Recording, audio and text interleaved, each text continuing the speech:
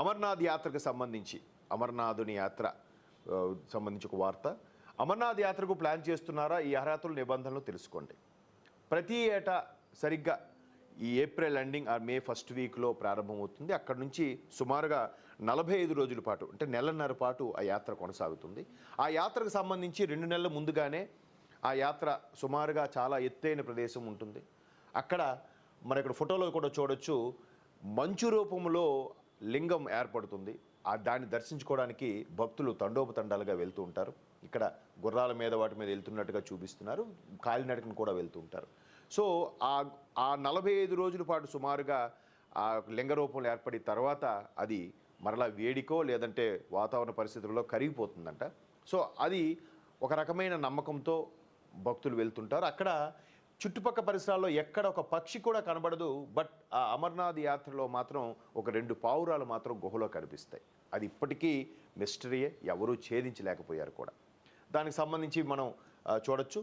ఈ అమర్నాథ్ యాత్ర ఏదైతే హిమగిరిలో వెలిసిన మంచు శివలింగాన్ని దర్శించుకోవడానికి భక్తజనం ఆసక్తిగా ఎదురుచూస్తుంది. ఈ ఏడాది యాత్ర జూలై 3న ప్రారంభమే ఆగస్టు 28 ముగియనున్నది. ఇక్కడ ఈసారి కొంచెం వెనక్కి వెళ్ళిందండి. ఎప్పుడు మే మొదటి వారంలో అలా ప్రారంభమయ్యే యాత్ర ఈసారి జూలై 3న ప్రారంభమై ఆగస్టు 28న ముగుస్తుందంట. అంటే ఆల్మోస్ట్ ఆల్ జూలై ఆగస్ట్ అంటే 2 నెలల పై చిలుకు.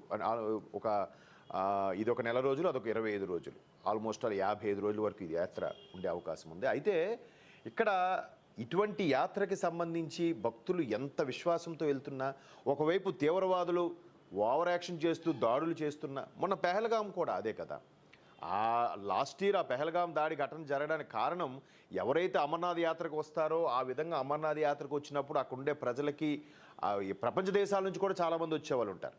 వాళ్ళందరికీ ఆటంకం కలిగించి భయపడి యాత్ర యొక్క ప్రాభవాన్ని, స్వామి యొక్క ప్రాశస్త్యాన్ని తగ్గించడానికే, భయపెట్టడానికే ఇలా చేశారు.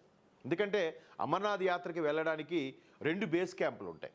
ఒకవైపు ఈ కొండకు ఒకవైపు బాల్తాల్ బేస్ క్యాంప్ అని ఉంటుంది, మరోవైపు పెహలేగావ్ దాని పేరు, పెహల్గాం బేస్ క్యాంప్ ఉంటుంది. పెహల్గాం బేస్ క్యాంప్ నుంచి వస్తే సుమారుగా 30 కిలోమీటర్ల పైచిలుకు డిస్టెన్స్. ఇక్కడ బాల్తాల్ బేస్ క్యాంప్ నుంచి వెళ్తే సుమారుగా 16 కిలోమీటర్ డిస్టెన్స్ ఉంటుంది. సో ఆ పెహల్గాం దగ్గర సరిగ్గా దాడి చేయడానికి కారణం ఏంటంటే పెహల్గాం నుంచి సుదీర్ఘంగా 30 కిలోమీటర్ల యాత్ర కూడా చాలా అద్భుతంగా ఉంటుందంట.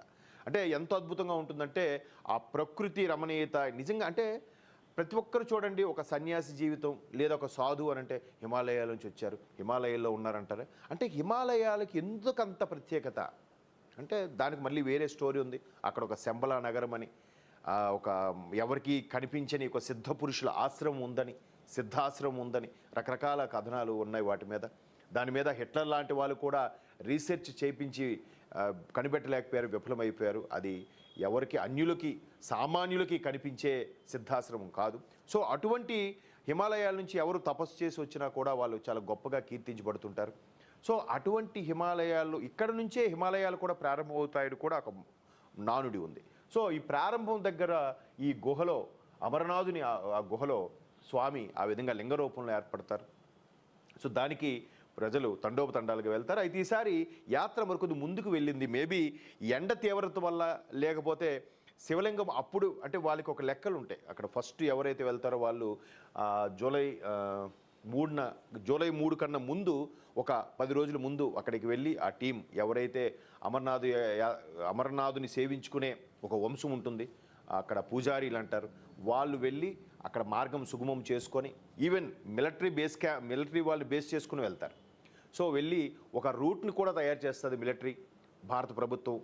ఆ రూట్ చేశాక అక్కడికి వెళ్ళి అంతా చూసి స్వామి ఏర్పడిన తర్వాత పూజలు నిర్వహించి అక్కడికి 10 రోజుల తర్వాత నుంచి యాత్ర అనేది డిక్లేర్ చేస్తారు. ఆ యాత్రకు సంబంధించి మనం కూడా ఇక్కడ నుంచి చలానా తీయాలి, మనకు ఆరోగ్య సమస్యలు ఏమీ లేకుండా ఉన్నాయి, ఎస్పెషల్లీ బ్రీతింగ్ సమస్యలు లేకుండా ఉన్న వాళ్ళు అనుకున్న వాళ్ళకే ఇక్కడ ఈ యాత్రకి మనకి పర్మిషన్ కూడా ఉంటుంది. మొత్తం మీద జీవితంలో ప్రతి హిందువుకు ప్రతి ఒక్కరు కూడా అమర్నాథుని ఒక్కసారైనా దర్శించుకోవాలి. ఆ యాత్ర యొక్క అనుభూతి మాటల్లో చెప్పలేం, అది అనుభవించినడికే ఆ అనుభూతి అనేది తెలుస్తుంది.